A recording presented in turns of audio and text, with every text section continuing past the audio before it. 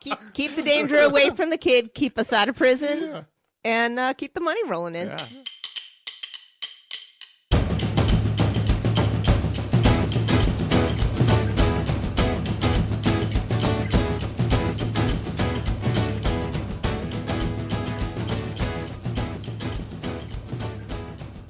Need something to kind of work into officially talking. Fallujah bad! Fallujah bad! That was your favorite part of this film, huh? Yeah. I like that part a lot. Okay, well, we're gathered here today to talk about War Dogs, a movie starring Jonah Hill, Miles Teller, and Ana de Armas, and directed by Todd Phillips of the Hangover films. He also directed The Joker. War Dogs is the story of two young men who fill government contracts for war materials, and they get in a little deep. The type of deep where they were convicted of selling Chinese ammunition on a U.S. government contract.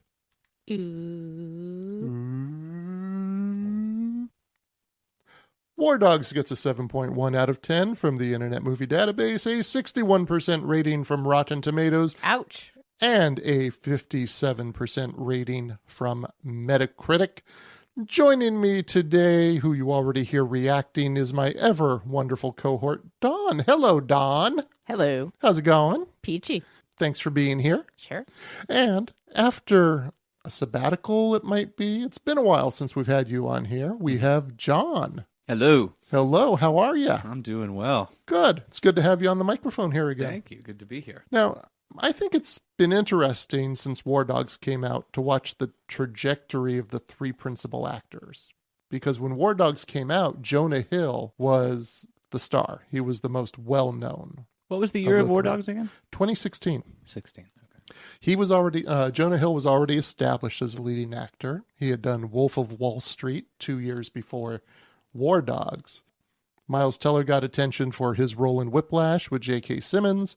He also did the Divergent series with Shailene Woodley, But I don't think he really caught until Top Gun Maverick just last year, 2022. Oh, that's the same guy. All right. Yeah, same guy. Okay. And then Ana de Armas, of course.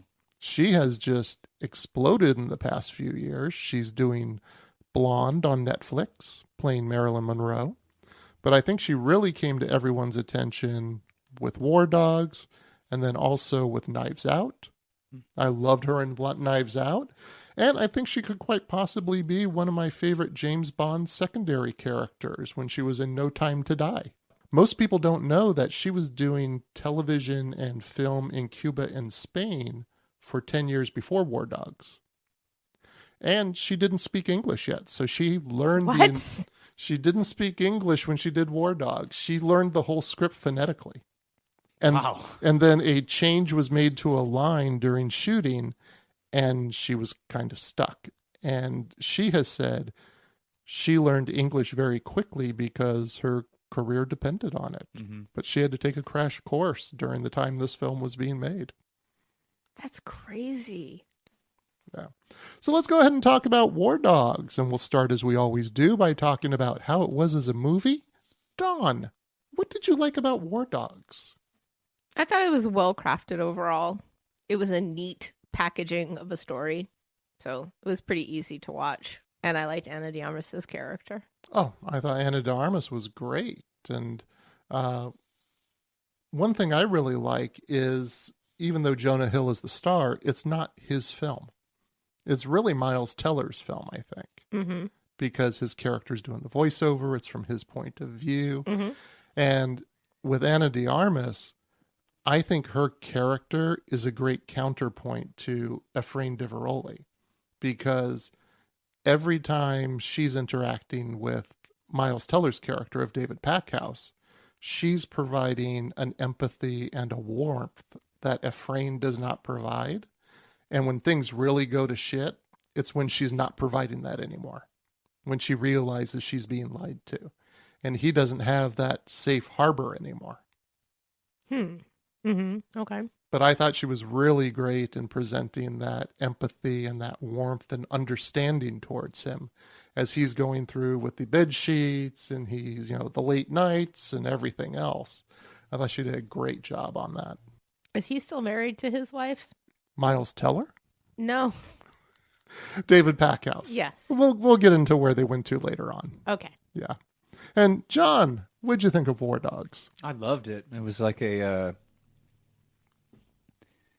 See, when I watched it, I thought Jonah Hill's coming into his own, but I guess I haven't seen The Wolf of Wall Street. Is he really good in that? Oh, he's excellent. Okay, because I think it was the first thing I've seen of Jonah Hill where I felt like Moneyball. I thought he played a serious character, but there was still like comedic elements to it. This one, I felt just the full dramatic impact of what a fucking great actor he is. Just outstanding.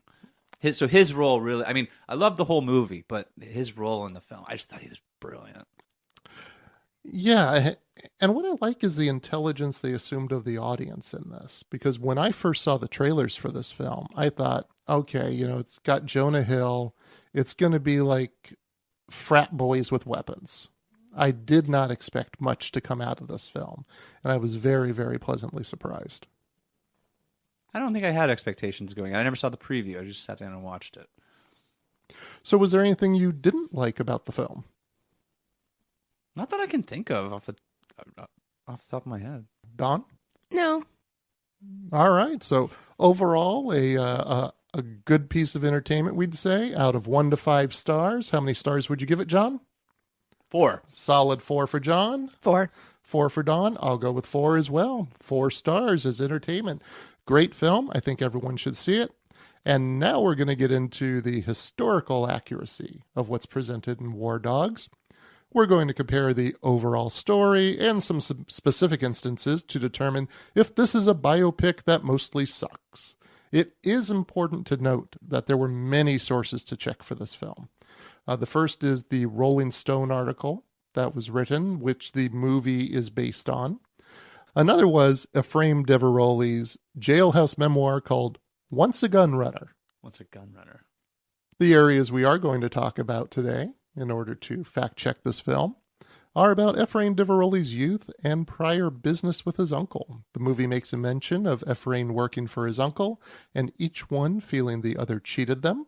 We're going to fill in the gaps on this situation. We're going to talk about David Packhouse's business ventures pre-AEY and his personal life. What really happened with the bed sheets? And AEY, what was the track record for fulfillment of government contracts? Were they as successful as the movie claims? And how did it all go so very, very wrong? The movie says it was all about the Chinese ammunition, but it might not have been. So let's go ahead and start with Ephraim Deverolli's youth and prior business with his uncle. The movie says that Deverolli and Packhouse were schoolmates and that Deverolli was, quote, shipped off to live with his uncle in the 10th grade. In a voiceover, Packhouse states they are the same age. Deverolli states in the film that his uncle, quote, scumbagged me over 70 grand. So what really happened? Deverolli was the type of kid who some might call mischievous. In temple, he would enter when the Orthodox Jews were praying on the Sabbath and turn out the lights. Ah! That's so wrong. What a little dick. And Don, you laughed. Why is that wrong? Explain to people who aren't familiar with it. Because it's a Sabbath. They cannot work on the Sabbath, and that would include doing things like turning on and off lights. Mm-hmm. He'd leave the congregation to pray in the dark.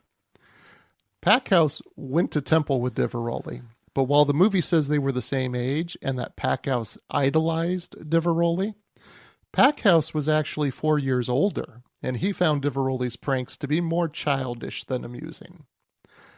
By the time Packhouse had graduated from high school and moved to Israel, Deverolli was 11 and had started drinking Manischewitz. By the age of 14, he was kicked out of Hebrew school for smoking pot. Deverolli's mother decided that Miami was not a good place for her son, and Deverolli was sent to live with her brother, Bar Kocha Batak, in Los Angeles, in an attempt to get Ephraim on the right track for life. Botak owned a tactical supply company, supplying law enforcement with all of the things law enforcement needs, guns, vests, uniforms, etc.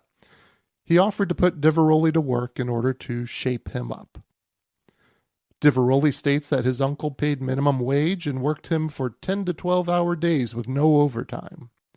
Diveroli liked the work. He wanted to go into sales, but his uncle considered him to be too young. Once Diveroli's mother found out Efrain enjoyed what he was doing in Los Angeles, she wanted him to come home and finish school.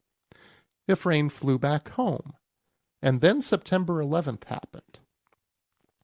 When law enforcement was increased after 9/11, Botak's business picked up as well. Diveroli dropped out of school and flew back to California to work with his uncle in sales. The movie mentions that it was money problems with his uncle that brought Diveroli back to Miami again. In his book, Once a Gun Runner, Diveroli says his uncle failed to pay him $75,000 in commissions that were due to him.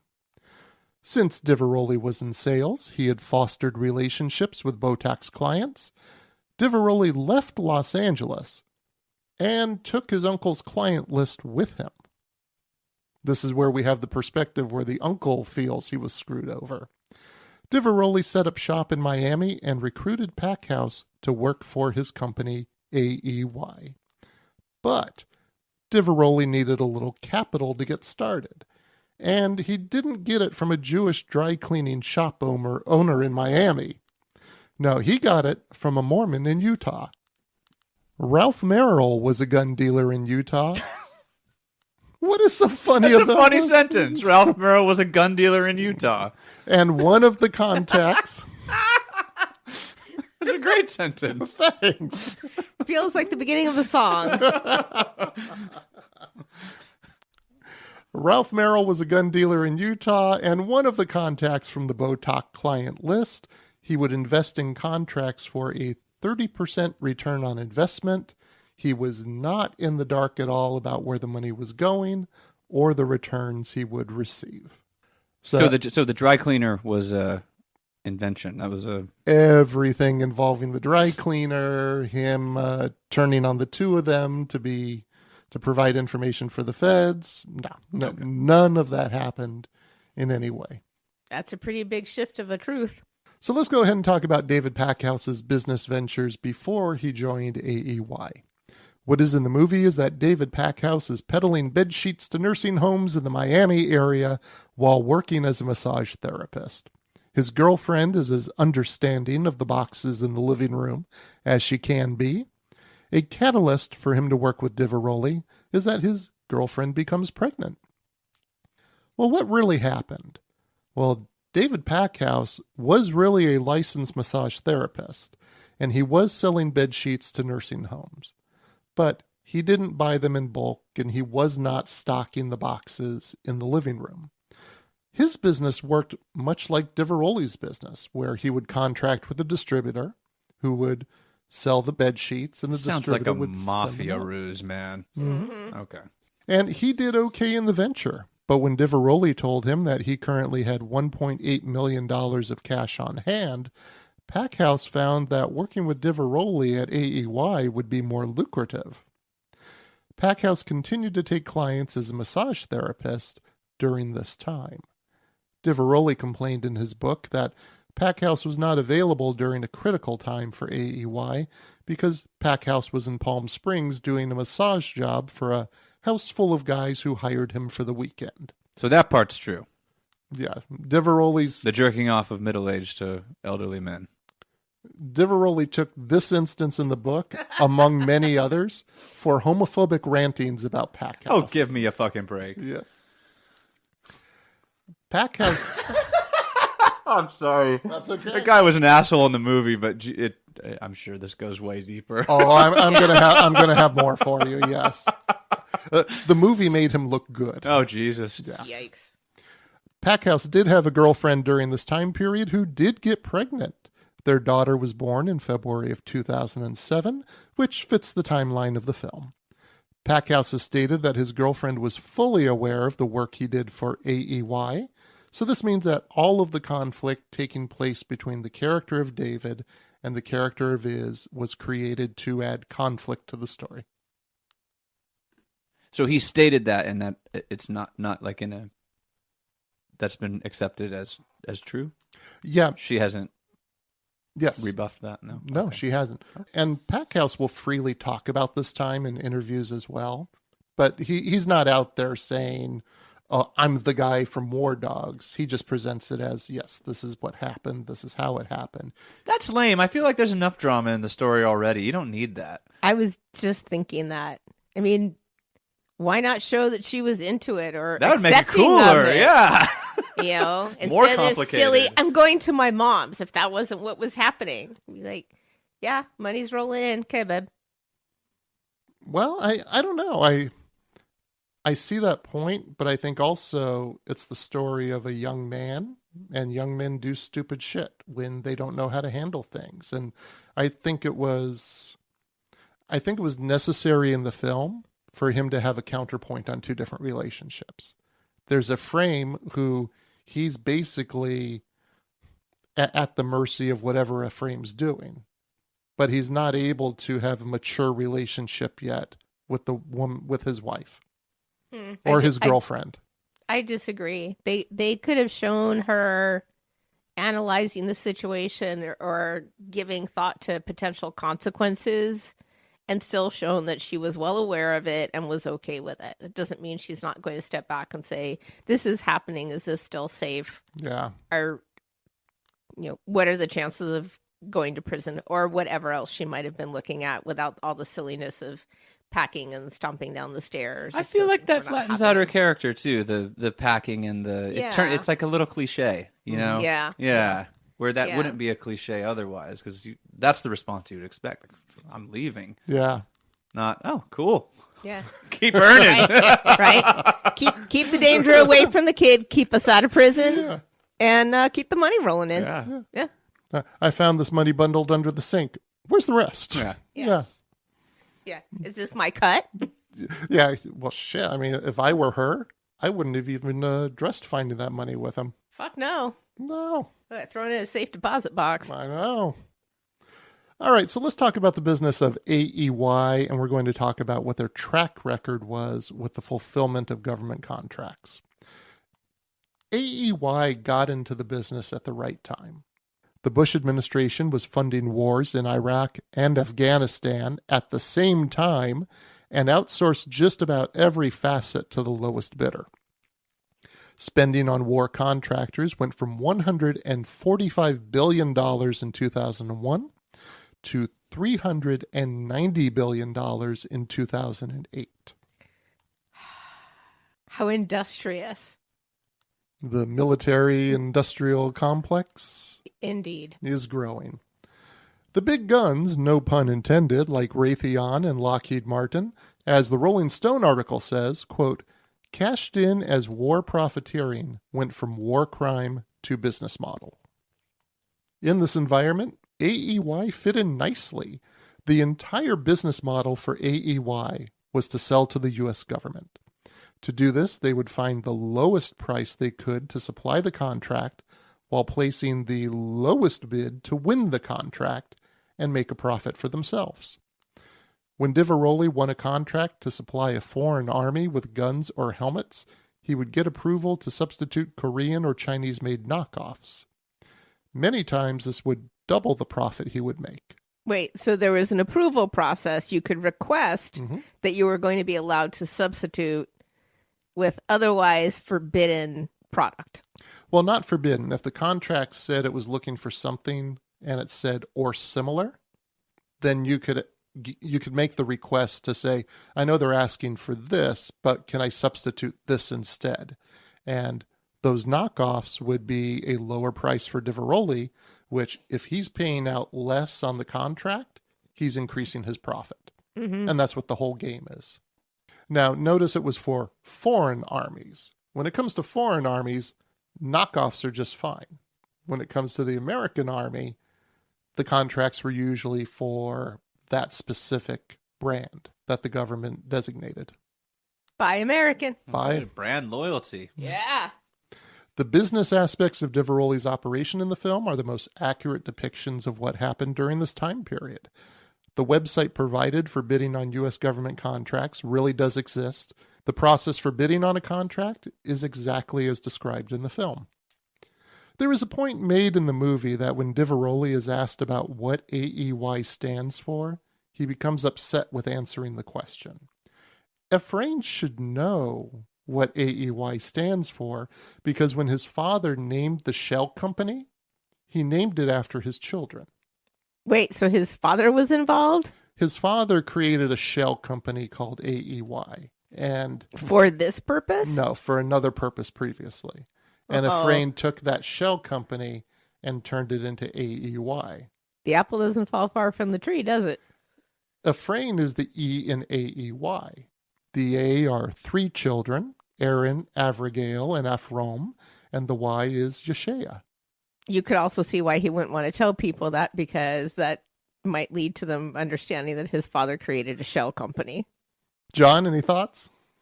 I'm with Don that the shell company is like red flag off the bat. Never a good sign. Especially when we're talking. What do you do? I got a couple of shell companies. Uh-huh. Oh, are they in the Caribbean somewhere, perhaps? Seychelles, Caribbean. I don't know. yeah. Where are they? Yeah. Yeah, they're somewhere in the Indian I have a Ocean. couple profitable shell companies. Profitable. There shell you go. companies. Do they involve weapons? Yeah. While we're talking about Diveroli's personality in business, it would be a good time to discuss his choice of artwork in the office. As AEY grows and adds staff, a large picture of Al Pacino in his role as Tony Montana in the film Scarface adorns one wall of the conference room. The sunset landscape behind Diveroli's desk is also a nod to Scarface. Diveroli also quotes Scarface a few times and gives Packhouse a gold grenade with a quote from the film. However, Tony Montana was not the screen character who Diveroli idolized. Remember that in the 1983 film, spoiler alert by the way, Tony Montana dies. Diveroli idolized another arms dealer in motion pictures, Yuri Olaf. Oh. The gun runner played by Nicolas Cage in the, what I think is an excellent film, Lord of War. Yes. Have you seen it? Yeah. Underrated. Most people don't know it. If you haven't seen it, go see it. Jared Leto's in it.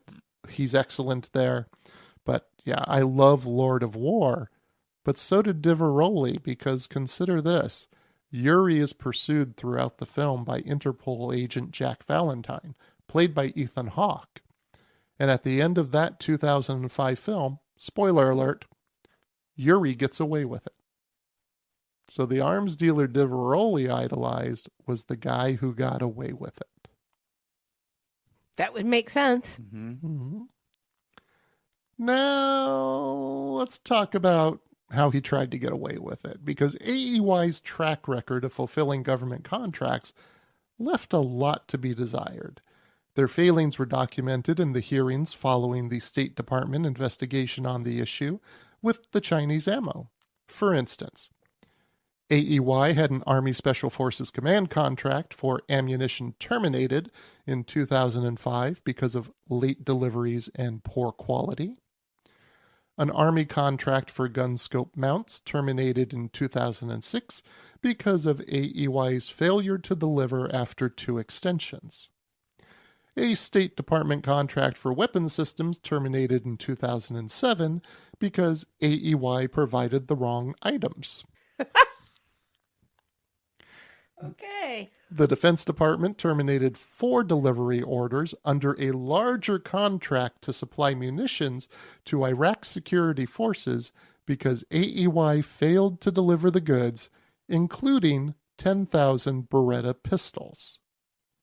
Does that sound a little familiar to you? Mm-hmm.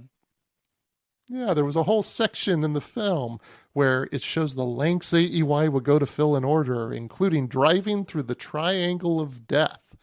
Not only did AEY not deliver on the order for Berettas that's shown in the film, you know, the deal the movie says set them up for future contracts, but Diveroli and Packhouse did not travel to Iraq. Ah, bullshit. That sucks. The only time they went out of the country was for conferences. That was never for on-the-ground business. was like the coolest scene in the movie. Come on. It was, but here's the thing.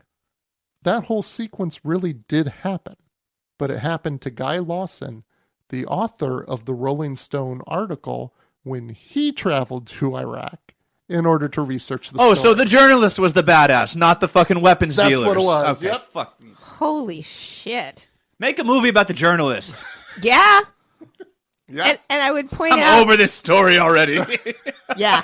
And I would point out on a parenthetical note that this is what happens when you allow the lowest bidder consistently to be awarded a contract. The best deal is not always the lowest cost. Yeah. Okay, well, hang in there, John. That's a bummer. I'm already so irate. That's Okay. a real bummer. And I know sometimes you check out entirely when you get really upset about it. So stay with me, okay? I'm trying. No, I'm having a hard time. Don, stay with me. I'm trying. Here's what happened with the Beretta deal. In 2005, AEY was awarded a contract to provide munitions to the Iraq security forces, including the 10,000 Beretta pistols. Diveroli was only 19 years old at the time. According to the testimony of the contracting officer during the Senate hearings, when Diveroli failed to deliver the weapons, he just started making up wild excuses. The contracting officer said, Diveroli said the German government was interfering in the delivery What? of these Italian-made pistols. He said that transport planes couldn't fly because of bad weather. He even said there was a fiery plane crash that destroyed the documents necessary to secure an export license needed to ship the goods. Does he not think a CO for federal contracts would be able to confirm such information? Apparently not, because Diveroli also said that he failed to deliver the weapons because a hurricane hit Miami, Florida, where AEY is based. He told a contracting officer that they had no water and that his life was just terrible. Oh, Jesus. To quote the contracting officer again, quote, "We could tell there was no hurricane in Miami. It wasn't like we didn't have internet in the green zone." So, what was Diveroli just pulling a Trump? He was just taking a marker and making a bigger circle about where a hurricane might have happened and when. Yeah.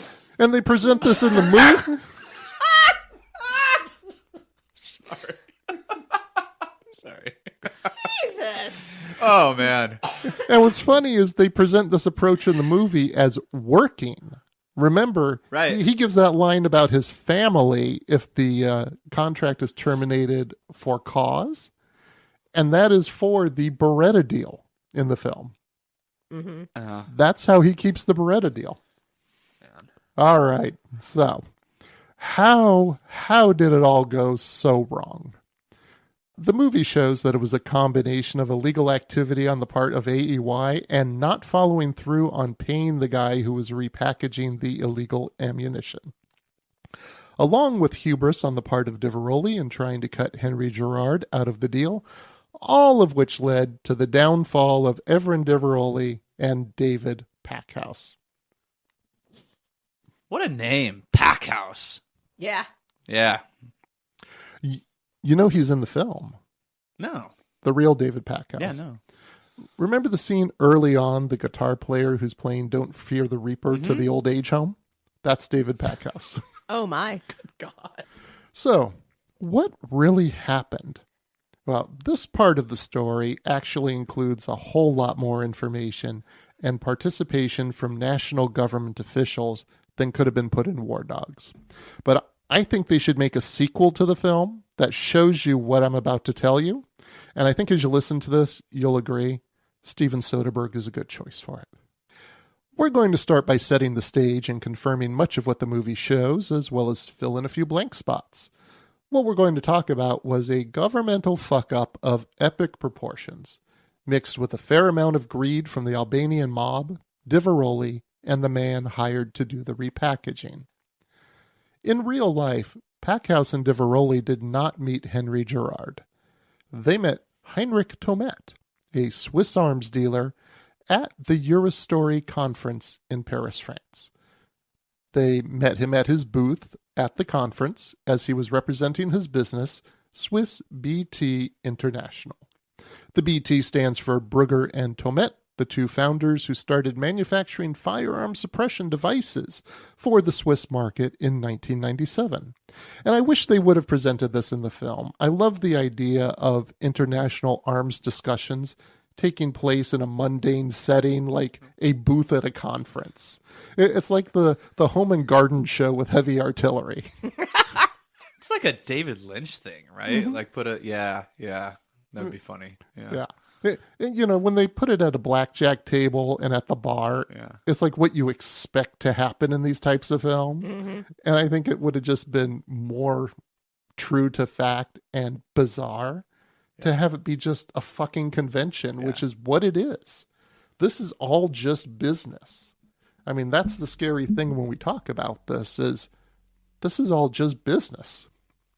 How much can you divorce yourself from the shit that you sell, or the shit that you're peddling? Tomet had already been singled out by Amnesty International for trafficking arms out of Zimbabwe in violation of U.S. sanctions. Tomet was not on the U.S. watch list at the time of his meeting with Diveroli and Packhouse. He was placed on the list 2 months later for trafficking arms from Serbia to Iraq. So was he the feared figure that we see in the film? Like Bradley Cooper's character inspires terror. Yeah, that guy is terrifying. He's cold and like just a killer. They were quaking in their boots when they heard that name. Well, I got the impression he was more revered in the international arms circles, especially when they hung Saddam Hussein, he sold them the rope. Right. I think it was more of this is the guy we aspire to be. Oh, okay. More than this is a guy to fear. Maybe it just inspires terror in me. No, I think you're both right. So I would agree and disagree because I think they were terrified of him. And they wanted to be like him. They wanted to be the alpha. Yeah. They wanted to be able to sell the rope that hung the next dictator. And the only way you get to that space is to be that feared and that competent in that world. Yeah, and like Diveroli, Tomet started trafficking arms as a teenager. And he saw an opportunity to supply AEY with munitions to fulfill the government contracts he could not bid on for himself. It's crazy to think about. I mean, I think about like the drug underworld all the time, but the arms underworld, and that's not even like domestic, just the international trafficking of high grade weapons. It's fucking frightening. Yeah, it's a frightening, but it's a scary business. Jesus, man. Well, now we're going to reach the part where things start to get really interesting. Because it was on July 28th, 2006, that a 44-page contract was posted on the FBO.gov website. It was titled, A Solicitation for Non-Standard Ammunition. This was an innocuous name for what was a semi-covert way for the Bush administration to supply arms to the Afghan National Army without congressional approval. You see, at this time, the war in Afghanistan was not going well. And rather than go in front of Congress to ask for approval, the Pentagon issued what was called a pseudo case. And this is a solicitation that permitted the Pentagon to allocate defense funds without the approval of Congress. Go War Powers Act. The pseudo case wasn't exactly secret, but the only place it was posted was on FBO.gov. There was no public debate for funding this contract. There was no dollar amount attached to the contract. And suppliers could bid whatever amount they wanted to. And while the film shows Packhouse finding the listing, it was really Diveroli who found it minutes after it posted.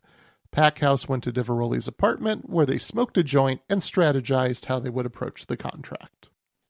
They really paint Packhouse as eager, but desperate and eager, but he knows what he's getting into, but very clever. And the impression I'm getting from this discussion is that he was not really those things. It was Diveroli who's the mastermind behind all of this. I think it depends on whose point of view you're taking. Okay. Because in Diveroli's book, Diveroli can do no wrong. Okay. All right. Also keep in mind, Packhouse was a consultant on this film, and Diveroli wanted no part of it. Oh. Diveroli didn't... Oh, motherfucker wants to write a book, but he did... Okay, all right. Yeah. I think I hate this guy worse. I can't remember who I hated the last time. There was someone that I just fucking went ballistic on. Yeah. Yeah. This guy sucks. Yeah, he does. Yeah, man. And so, I mean, keep in mind as well, if Packhouse is a consultant on the film, how much of his point of view is seeping into what is being presented. So I think you kind of have to take both with a grain of salt.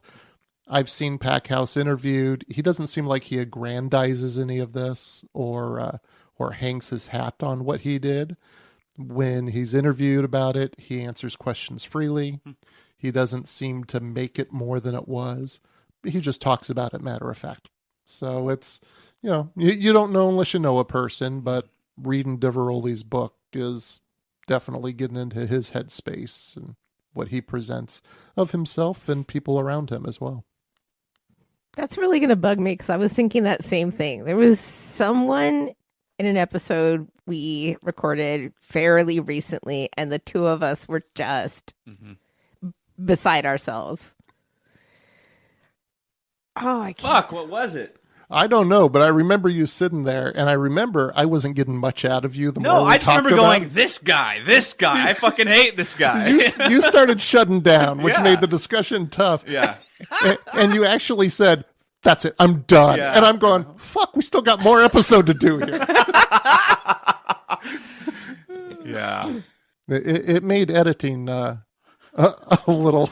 A joy. a bit of a joy, yeah. Because, you want the audience to be engaged, but if Right. your guest is checking out, then... And the guest is saying, fuck this. Was it Falcon and the Snowman? Oh, no. We haven't No. done that yet. Oh. No, I don't. I'll have to go back and take a look. We'll figure it out. AEY had 3 advantages over other bidders. The first was the Bush administration's small business initiative through the Pentagon, which is mentioned in the film. That's the analogy of the participation trophies. Mm-hmm. The second was they had past performance in supplying the Cold War munitions that the contract called for and additional supply lines through Tomet. And the third was that the contract required the munitions to be, quote, serviceable without qualification. Remember, they're giving these to a foreign army. So serviceable without qualification, Diveroli and Packhouse decided, meant, quote, they could supply shit ammo as long as it went bang and left the barrel of a gun. So again, I'm thinking Packhouse comes across in the film as like a little trepidant about this stuff. But they were both gung-ho about it. Well, sure, they're making shit tons of money. No, but I mean, they were equally like enthusiastic about this. Like, Yes. He Yeah. did not have the reservation. Okay. No, not necessarily. Okay. So Diveroli and Packhouse put together their bid. The movie makes the point that AEY underbid the second place bid. So Diveroli was worried about being outbid on the contract, and he dithered about a 9 or 10% margin. He was really worried that 1% was going to bring it too high. And so the last minute he bid $298 million on the contract, which gave AEY a 9% profit margin.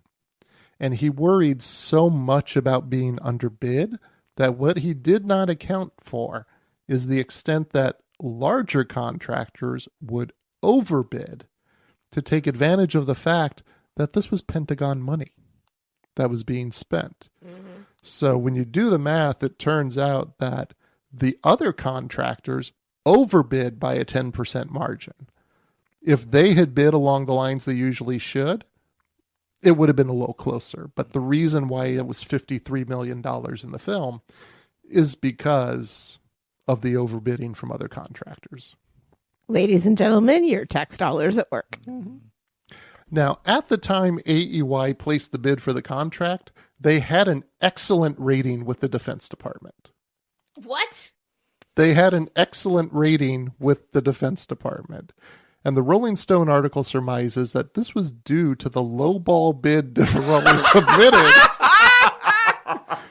because of all those failures we talked about earlier.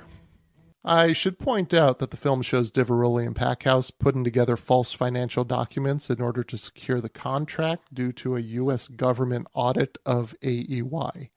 This did not happen. Remember Ralph Merrill, the Mormon from Utah? I do. The Mormon gun dealer from Utah. Well, Ralph Merrill, the Mormon gun dealer from Utah, put up a $30 million collateral of real estate, along with AEY's excellent rating, and the government let AEY skate on the audit. What does that mean? What that means is they didn't have to present financial documents like you see in the film. So you can put your property up against an audit and they'll waive the audit? If you have an excellent rating as well due to your lowball bid. Holy shit. Wow. There are definitely two different worlds in this country. That's fucking nuts. Are you both still with me here? Yeah. Hang in there. Trying. Okay. This is disappointing. Yeah. Now, when it comes to everything that went wrong with the Chinese ammo, that discovery was not made by Packhouse. Packhouse and Diveroli were not in Albania for all of this. The person who discovered the Chinese markings on the crates was a guy by the name of Alex Padritsky. Alex is actually mentioned briefly in the film. It's in the scene where Packhouse comes to Diveroli's office to quit. And Diveroli says, "You don't have to go back to Albania. I got a guy, Alex, he speaks Albanian." Well, Alex was a former classmate who spoke Albanian. And he was the person who discovered the Chinese markings on the crate in the airplane hangar in Albania. Oh, shit. He also supervised the repackaging of the ammunition. Now, based on what the movie says, the repackaging is where the problem started. In fact, there's even that brief freeze frame as Packhouse shakes Enver's hand as they agree to the terms, as if marking that this is an important moment right here that's taking place. However, the movie seems to make more of that moment than reality would dictate, because AEY had no reason to worry about the Chinese markings. The U.S. Embassy didn't care about the repackaging of Chinese munitions. How is the embassy involved? Oh, just you wait. Because it's a federal government contract, so it's a defense contract. It is a defense contract. We should note that Diveroli says in his book that the reason for repackaging the munitions was entirely to save on the cost of shipping prior to the discovery of the Chinese ammunition. You're talking about big wooden crates. You're talking about fuel prices going up at this time. So the plan was get the wooden crates out of there, repackage into lighter containers. It's going to increase our profit. Because remember, that's the whole game here. Yes. You want to increase your profit. Per Diveroli, he reached out to Major Ronald Walk at U.S. Army Terminal Operations, who gave the approval to repackage the ammunition. After that approval was granted, the Chinese ammunition was discovered. And then Costa Tribeca, who is the character of Enver in the film, was brought in to provide the repackaging services. So in the film, these are Chinese markings, let's repackage, and then Enver in the film gets wise to what's going on. In real life, it was, we want to increase our profit and save costs, repackage. Oh shit, there's Chinese ammunition, and then Costa's in the situation as well. The crux of the whole issue here is the violation of a U.S. embargo on Chinese munitions after Tiananmen Square. But the munitions were delivered to Albania before the embargo was in place. When AEY discovered the origin of the munitions, Diveroli called the Department of Defense Advisory Desk. So there is an advisory desk for working on these contracts. The hotline? The hotline. I inadvertently purchased Chinese munitions. Can you give me guidance? Where are they? They're in Albania in a warehouse. Basically. We're repackaging them. Yep, basically. He called the advisory desk to ask if they could ship Chinese munitions that predated the embargo. That's a reasonable question. The answer from the DoD was no. Ouch. But the munitions in Albania were just sitting there. The Albanians were in the process of joining NATO. And NATO wanted the Albanians to stock NATO munitions. The Albanians wanted to get rid of this old Soviet stock so badly that the Albanian president met with General David Petraeus in Baghdad in 2007 and offered the munitions to the Afghans for free. For reasons unknown, Petraeus did not take him up on the offer. So they met in Iraq The Albanian president to potentially arrange to provide munitions to Afghanistan. Yes. And they were told no. They were told no. Now, the way Representative Henry Waxman sees this during the House investigations, he said, quote, "It seems that the U.S. government paid $300 million for ammunition they could have gotten for free." Oh, shit. Oh, I always did like watching Congressman Waxman. Now, the U.S. Embassy in Albania wanted to get the munitions out of there too, so they met with Albanian officials and informed them they would not be concerned with the repackaging that they knew AEY was doing. One thing the movie glosses over is that even if you repackage 100 million rounds to eliminate Chinese markings on 80,000 crates, you still have 100 million rounds of ammunition with Chinese markings. Mm-hmm. Each bullet is stamped with the country of manufacture, and it would be known at some point that AEY sold the U.S. Chinese munitions that went to the Afghans. At this point, AEY is in a gray area for which path to follow. They have a contract to fulfill, munitions that are available, and two countries that, at least on some level, just don't care if they repackage the munitions. They have a hard no from the Department of Defense, a less than strong approval from the U.S. Embassy in Albania, and the Albanian government. This is bonkers. Couldn't you see Soderbergh knocking this out of the park? Oh, yeah. Meanwhile, back in the airplane hangar where the repackaging was being performed, Tribeca, Enver in the film, became suspicious when he was instructed by Alex Podritsky to discard the Chinese documentation when performing the repackaging. Tribeca called the U.S. Embassy and met with the economic attaché Robert Newsom, who informed Tribeca that the Chinese markings on the casings were not a problem because NATO and the U.S. and the EU wanted Albania to get rid of the Soviet-era munitions and restock with NATO-style munitions. Tribeca was told there was nothing to pursue and to leave the issue alone. At this point, AEY looks like they're good to go. They have the U.S. and Albanians who are not going to make a stink about the embargoed munitions. Tribeca is told there is no there, and apparently no one's going to bother to tell the DOD what's going on. And then Tribeca found out what Tomet paid compared to what he was charging AEY, because Tomet is using the same business model as AEY, bid low, go cheap to maximize the profit margin. Tomet contacted Diveroli to try to get a cut of the munitions deal on top of the repackaging contract. And just like what we see in the film, this is when things start to unravel. Diveroli took the pricing issue to the U.S. Embassy and had a meeting with the same Robert Newsom who met with Tribeca. Diveroli was told that the U.S. Embassy could not get involved with a commercial contract. But Newsom sent an email to the State Department about the situation, with instructions to reply along classified channels. A few hours later, Tomet called Diveroli to say the price per 1,000 rounds had dropped. But now, the Albanian mob was in the mix and they wanted the repackaging contract as well.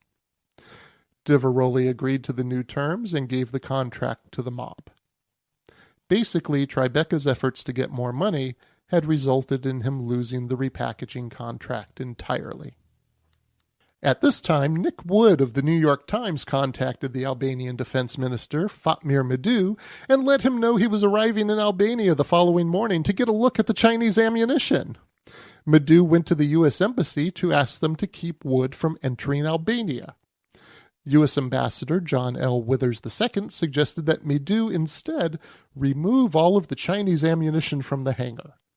Wood arrived in Albania to find an empty hangar. They suggested he moved 80,000 crates? Out of the hangar with less than 24 hours notice of a visit from a U.S. journalist. It's the mob at work, baby. I can't decide. Is this just a farce? A ripping yarn. Oh my God. And then after Nick Wood left, the munitions were replaced in the hangar and the repackaging continued. So AEY paid Tribeca for the work that had been done, but Tribeca called Diveroli and threatened to go to the CIA with the information he had about the repackaging. He recorded the conversations. Who did? Tribeca? Tribeca.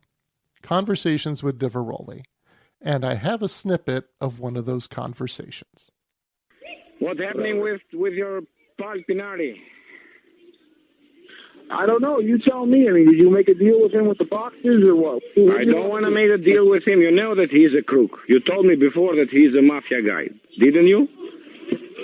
I think he is. Yeah. I think either he's the mafia or the mafia is controlling him. Yes. Either way, he's a problem. The difference is I don't have a choice. I have to deal with him. I've already committed to him. The U.S. government's expecting the product. I have no decision to make. Okay, Costa. Yes. The company doing the packing, you hear that, might want to buy your packing material. Okay, that's good. That's good. Okay, I'm going to broker the deal. That's the best thing for you, best thing for me. Which one is the company? Is it still Deliorgi, Mihal Deliorgi? Is this the company? I have no fucking idea. I have no idea.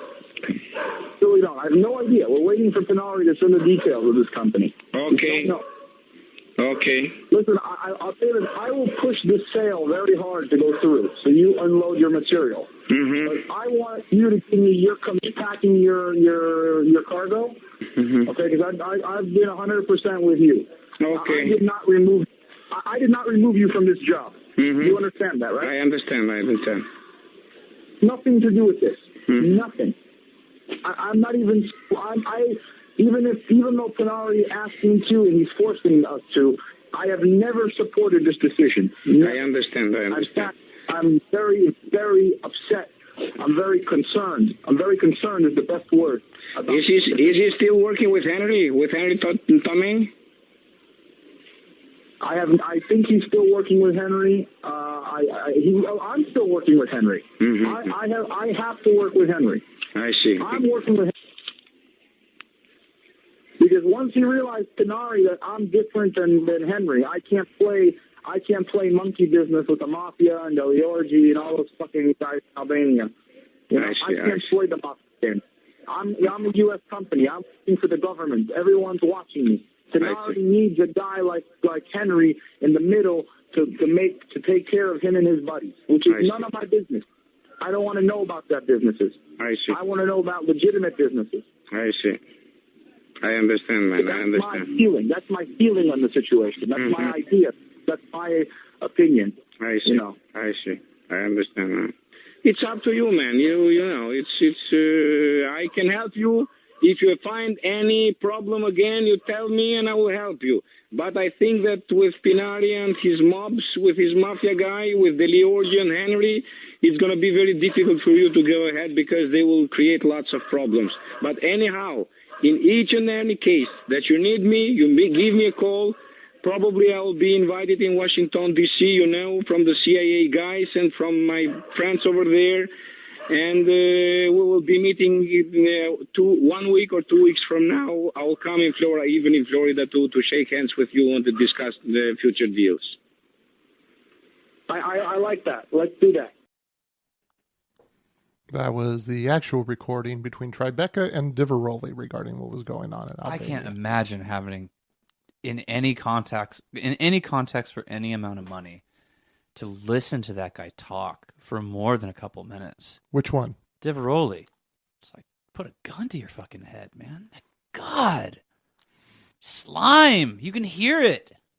You know, it's whenever someone starts especially telling you about themselves, Shut the fuck up. You don't think anything. Just shut up. Talk. Oh my God. Oh, sorry. That gave me the... You still with us, John? I'm with you. That gave me the creeps, though. I don't like that guy's voice I know. at all. I feel gross. I feel like I need a shower. Okay. Tribeca went on to become a whistleblower for corruption regarding the sale of munitions to Albania and was a key witness to an explosion at a munitions factory that killed 26 people, including children. The investigation that Tribeca triggered resulted in Fatmir Madu, the same guy who wanted the New York Times reporter kept out of Albania. Well, he was the Albanian defense minister, and he was stripped of his immunity, and 3 other people were arrested as a result of this investigation. Costa Tribeca was found dead on the side of a road in September 2008, presumably from a car crash. His body was found on the side of the road. Presumably from a car crash. That sounds very much like he fell on a knife 5 times. But there were some other issues that happened in fulfilling this deal. One of the planes being used to ship the Chinese ammunition to Iraq was seized in Kyrgyzstan and sat for weeks as it was used as a bargaining chip by Vladimir Putin. I just want to say, this is how dictators end up getting elected or rising to power, because there's so many shenanigans going on. People just want someone to be clear when they're full of shit and they just want to take stuff over. That they just want to be the boss of everyone. Yeah, because people just figure it's already happening. You may as well have someone in charge who is just out there with it. Yeah, I think it's like you give into that inevitability thing where it's like, oh, it's going to fucking happen anyway, so you might as well have someone running this show. Yeah. Oh my God. So Putin held this plane because he didn't like that Kyrgyzstan was to join NATO. Does that sound familiar in any way? Feels very familiar. And Kyrgyzstan wanted more money to be a crucial waypoint on the supply route to Kabul. The U.S. government had to get involved to get the Kyrgyzstan government to release the plane to continue to Afghanistan. Defense Secretary Robert Gates flew to Kyrgyzstan himself to resolve the issue. Now, if you've been following this, that means that a U.S. cabinet member intervened to convince another country's government to allow a shipment of embargoed munitions to be delivered to supply a war that did not have congressional approval. Yeah. Holy shit. There is so much wrong in that one sentence. This is what makes me want to do Hotel Rwanda in the near future. Because this gives me, it's not the same thing, but it gives me that feel of that conversation that Don Cheadle talked about with Condoleezza Rice when they were trying to put the kibosh on his advocacy efforts. And he just walked out after being summoned to the White House on his cell phone to his friend saying, if I'm found dead, I did not commit suicide. Yeah. Now, once the New York Times article came out, a federal investigation was launched. It seems the U.S. government was fine with embargoed munitions being sold to supply the Afghans. They just didn't want anyone to know about it. Now that it was widely known that embargoed munitions went to the Afghans, the government had to do something. As the investigation started to gain steam, Diveroli's attorney advised him to stop shipping the Chinese munitions. Diveroli said, "You said it wasn't illegal, is it?" His attorney said, "Not that I can see, but the government doesn't like to lose."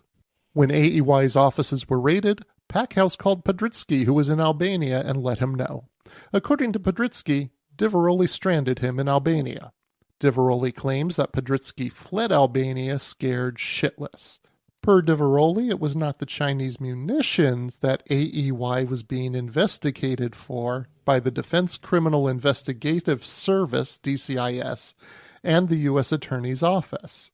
As you can imagine, AEY made a lot of enemies from larger contractors who were upset about being underbid on those contracts by 2 guys in their teens and 20s who were smoking dope. Well, maybe you shouldn't be submitting bloated proposals so you can make extra money off of taxpayers. Yeah, instead, one of these Fuck them. They should just line the. Fuck, never mind. I'm not going to say it. Okay. Anyway. Instead, one of these contractors falsely tipped off the feds that AEY was illegally selling AK-47s. When the U.S. attorney began the investigation of AEY selling AK-47s, Packhouse was contacted by the attorney general. According to Diveroli, Packhouse's first words to the U.S. attorney general were, "Well, I guess you know about the Chinese ammunition."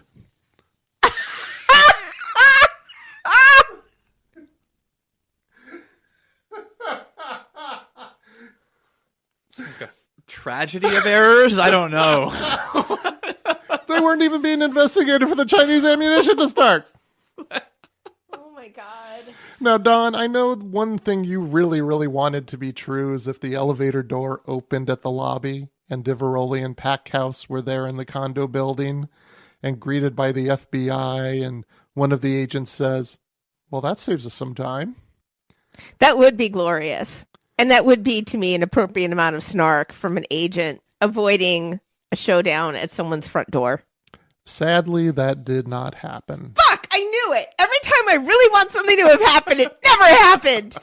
Because the last time it involved Jonah Hill, too. It was Yes! Moneyball. Yes! Which one was that? That was when Brad Pitt's character walked up to him and said, "Who are you?" And he says, "I'm an assistant." And Brad Pitt just kept saying, "Who are you?" Because he knew there was something more there. Yeah. Damn it! No, at the time all this came down, Packhouse and Podritsky were working with the authorities. Both of them had felt screwed over by Diveroli. Diveroli was arrested as he left his lawyer's office by officers who approached his car with their weapons raised. Per Diveroli, Packhouse told them that Diveroli had a weapon and planned to flee the country if indicted. The stories are similar. It still made it easier for law enforcement because he just showed up while he was at his attorney's office, which is also convenient for him. His attorney's already right there. His attorney's looking out the window when this is happening. Holy shit. Oh, okay, I guess I better get down there and bail him out. Yeah. My job only just began this morning. So, what happened to Diveroli and Packhouse? While Diveroli waited for his trial, he continued to sell arms under a new company named Ammo Works.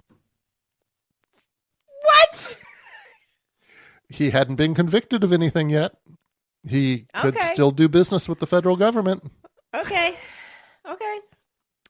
In the end, Diveroli was sentenced to 4 years for conspiracy. After he served his sentence and while on probation, he traveled outside of his county in Florida to meet some people in a parking lot for an arms deal. To meet some people in a parking lot? For an arms deal. Unbeknownst to Diveroli, the people... Oh, bullshit! Like he's buying a baggie of weed. Yeah. Jesus. What the fuck? How is that any different from a booth at a conference? Oh my God. A parking lot? Yeah. Oh, this gets better. There's supervision at the conference. Right? That was like before cannabis was legal and you got your dealer hanging out in a parking lot somewhere waiting for all the teenagers to show up on Friday night. Oh my God. Behind the high school football stadium, baby. Oh my God. You're going to enjoy the rest of this then. Oh. Because unbeknownst to Diveroli, the people making the arms deal were undercover agents. The agents recommended that everyone go shoot the semi-automatic weapons that Diveroli believed were part of the sale. I had a fantasy running in my head. I thought you were going to say they were going to say shoot Diveroli. Nope. Although the entire reason the agents are doing the sting on him was because they did not find him to be American from his actions. So this was literally U.S. agents using their office and power for revenge on Diveroli. Okay, well, they didn't find him to be American, or they didn't find him to be a patriotic American. A patriotic American. According to their definition. That's it. So they're doing this to get him while he's on probation. So they say, hey, let's all go somewhere and shoot this guns. Oh, damn, we didn't bring any ammo for this. Oh, Jesus. You want to guess what happens next? Diveroli gives him ammo. He goes into the local Walmart and buys the ammo. Oh, my God. Comes back, handles the weapons, both of which are violations of his parole. And he was arrested on the spot. It's like, what are you, fucking stupid? Right? Or greedy, man. I mean, that I don't Yeah. know, a confluence of both of those. Or who did we say his hero is? Oh, yeah. He thinks he'll get away with it Right. after already serving 4 years. Right. And he's on probation. Yeah. I mean, but did he even get charged with a probation violation? I mean, that's such a setup. I mean, He did. He served additional time. Jesus. Yeah. Now, after War Dogs was released, Diveroli then went on to sue director Todd Phillips, producer Bradley Cooper, Warner Brothers, and others associated with the production of War Dogs. The charges in the lawsuit include breach of non-disclosure agreements, misappropriation of his likeness, and conversion of confidential and proprietary information. Notice he's not suing for copyright infringement. Well, this is How would he sue for copyright infringement? I don't understand. well, he really can't because he copyrighted his memoir in 2014, which is before the Rolling Stone article came out. Copyright does not protect the use of facts.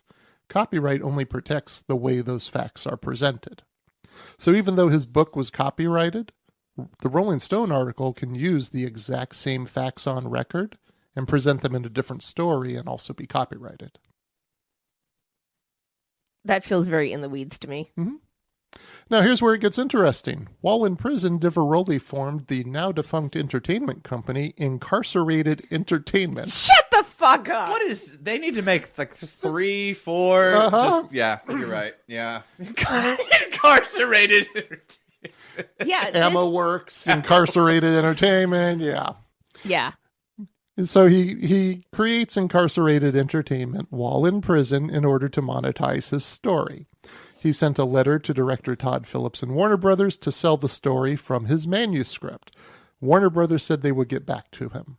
When they did, they said they were not interested. Oh, okay. Diveroli contends that his lawyer, Kahn, violated a non-disclosure agreement, NDA, by showing Todd Phillips a draft of the manuscript when they happened to be on the same airplane flight. However, a non-disclosure agreement cannot be violated for something that has already been publicly submitted to the U.S. Copyright Office. Yeah. This guy is Trumpian. It's like, Oh my god. Yeah. just everything that, just dig in more. Dig in more. Yeah. You can't sue for copyright. Sure, I can, Yes, I can. and I'm gonna. But it's public. It's yeah.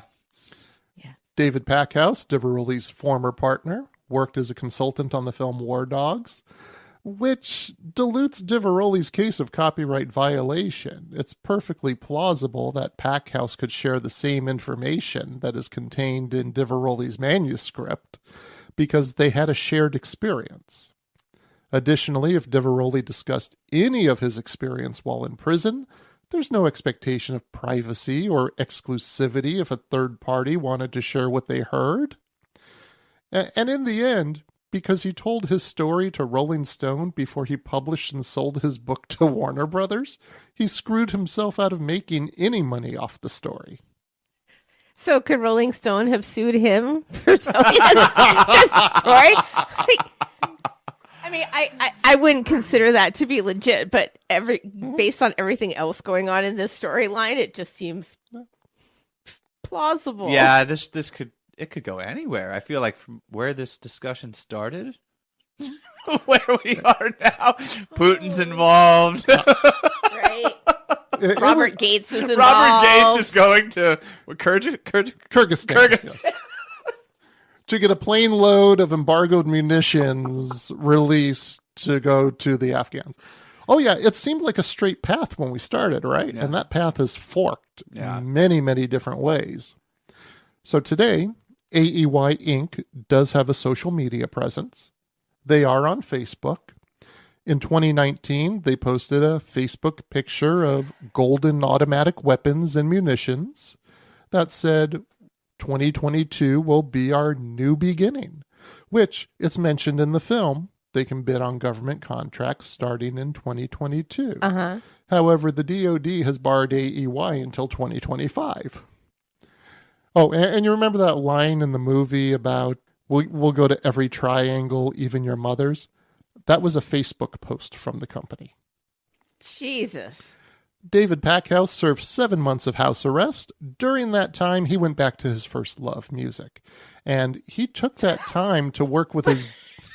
Sorry, these transitions are they're jarring. They are. Right? The licensed massage therapist, Guitar sheet player. selling guitarist, whose real love is music. His real love is music.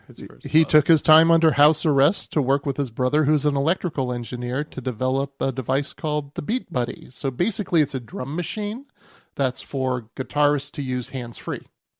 And apparently it produces some of the most lifelike drum riffs of any other drum machines out there. And you can also put in your custom drum beats if you want. You can take a drum beat recording and put it in there. But Oh my God. guitarists can use this to perform, and they don't have to take their hands off the guitar to work it. Lovely. Well, that I think some Redemption, Yeah. right? That's redemption. Oh yeah. Oh my God. So as we ask in every episode, let's take a look if any harm was done. I don't think Diveroli or Packhouse came out of the movie any worse than they did in real life. In fact, I think Diveroli did more harm to himself from the book he wrote, Once a Gun Runner. I think you used the term dick for him. I agree, he's more of a dick in that book than he is in the movie. Anytime he mentions Packhouse, it's with the purpose of demeaning him or to be homophobic. He writes of at least 3 instances of having sex with his girlfriend in a public bathroom. Ew. The episode that takes place in Why? I don't know. The episode that takes place in the Louvre is particularly demeaning towards her. He also writes about having sex with a black woman and says she tasted like 200 years of oppression. The movie really made him look better than he is in real life. Maybe that's just because Packhouse didn't want to acknowledge he was with someone even worse than who was in the movie. Yeah, I think Yuck. Oh my God. I think for Packhouse, the movie sticks pretty clear to the facts. He had a girlfriend who gave birth to a daughter during the time period, and even though he was a consultant on the film, there really doesn't seem to be anything that's to present him in a way better than he may have been. I wish he would have worked the music career thing into the film. That would have been. I mean, can you imagine that ending? Right? He's playing at a dive bar to 3 people who are at last call.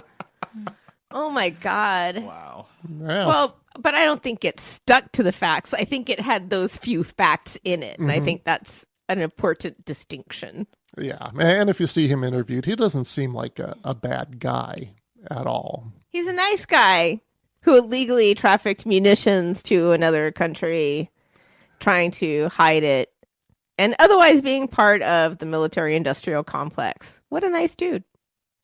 And with that, it's time to grade the movie War Dogs and find out if it is F. a biopic that mostly sucks on a letter grade of A through F. Dawn, what do you give it? F. F, F, F, F minus. John, what do you give it? As low as it can go, but I'll go with an F. There's no lower. Go with an F. An F crawling on its belly through the muck. There you go. Is this all just about Diveroli and how he really is? Or is this about... No, nothing in... There's Nothing is true other than they both existed and he had a girlfriend who had a child. I'm really disappointed they didn't drive through the triangle. That's not cool. Yeah. That was exciting in the film.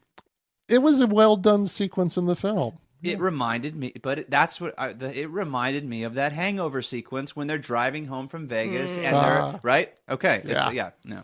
Yeah. And I'll go along with you and give it an F as well. F's all around for the facts. Still a good movie. Oh yeah, Oh yeah. fabulous film. Still a fun movie. Well shot. We gave it a 4 for that. Do you think you can watch it the same way again? Yeah, probably. Yeah. I think in the end, most of the time when we find the films to be enjoyable, then they're just enjoyable films. And those also tend to be the least paralleled to facts. Yeah. I really want to see that whole geopolitical piece made into a film. That would be fantastic. I mean, it would. How could you keep up with it? It would require so so much background and explanation. It'd have to come with an appendix. Yeah.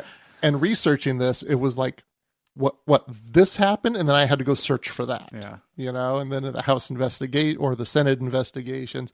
It was wild to research. It was a lot of fun. Well, I would hope Soderbergh would get hold of it if anyone was to do it, because the only other person I imagine putting their claws into it would be Oliver Stone, and that would just be a catastrophe. No. That would be a fucking catastrophe. Take that back, Don. No, I'm saying it as an alarm. Don't let the man near the camera again. Yeah. All Like right. he'd make Robert Gates out to be some sort of tragic two-dimensional hero, and Oh, yeah, and he would be tormented by some kind of past Oliver Stone-esque trauma that he's going to work out in his whatever the fuck he's doing. by conducting himself in this manner. Yeah. And then the ghost of Jim Morrison would appear. Yeah. Oh, did we talk about this when Oliver Stone, and there's this part, I think we talked about this, but I just want to say it to pile on. There's this part at the end of the Doors DVD documentary, or not, it's like a documentary about the making of the Doors movie. Anyway, Oliver Stone is sitting there, and he's waxing, he's almost crying, and he goes, "I miss him." And he's talking about Morrison. What? You didn't know him. You listened to his shit when you were in Australia. Like, what? Oh my god. What's going on? How do you cry and miss someone you never knew? How? Yeah, You become a decades later. psychotic fucking director. Or someone... Oh my god. Yeah. What is Oliver Stone doing now? Anyway, I don't know. Whose life is he destroying next? he did that thing about the United States, right? It was Oh, like brutal history or something. yeah, he did something like that. All right, we're getting off track here. John, just want to check in with you. You good? I'm good. You're good, Don? You I'm good? all right. You're all right? All right. Well, thank you for being here, Don. Sure thing. Thank you, John. Thank you. All right. Oh my god, I want to vomit a little bit. That was horrible. Man. Yeah. Now is the time when we fact check ourselves. I can't possibly presume to have every answer for every question that comes up during our conversations, and sometimes, just sometimes, our guests will ask me to do some extra research, and I share that information here. For instance, Don asked if David Packhouse is still married. Well, the truth is that Packhouse was never married. He and his girlfriend had their child in 2007, and the status of their relationship is not known at this time. And we couldn't recall which episode it was that John had such a vehement reaction as he learned more about the topic of our discussion. That breakdown took place during our discussion for the Steven Soderbergh film, The Informant. Let's take a listen to that moment now.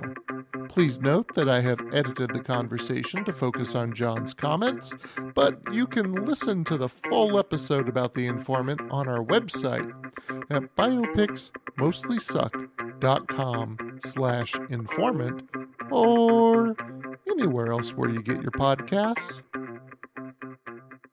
I don't know what I'm torn. I'm torn on this one. The character.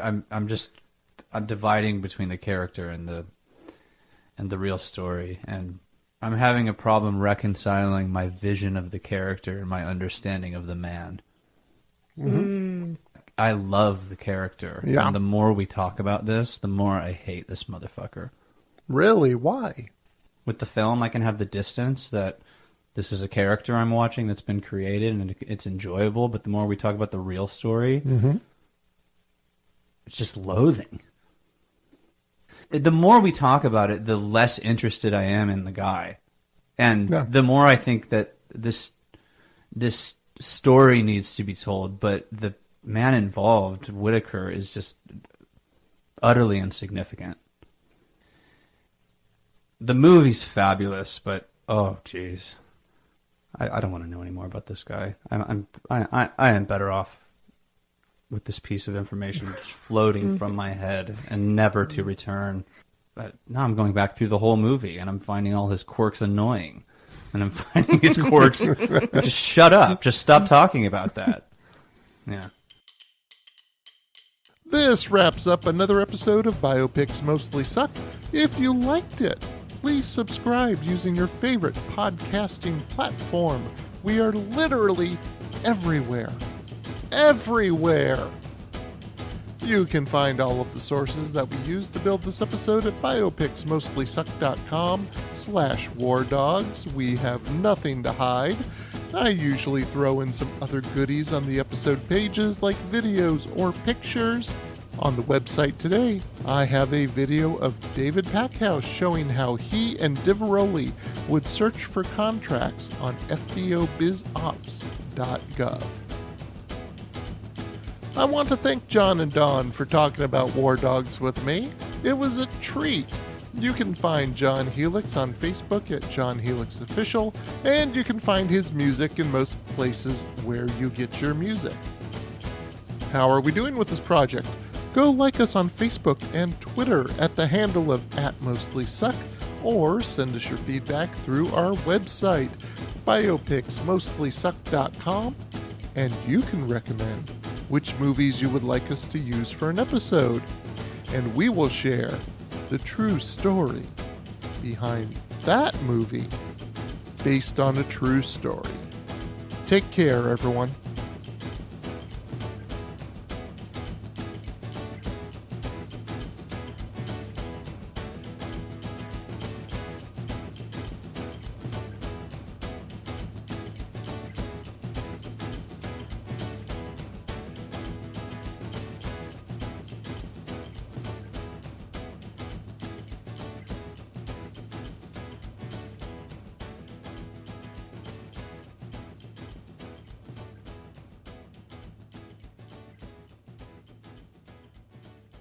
Peace out, baby.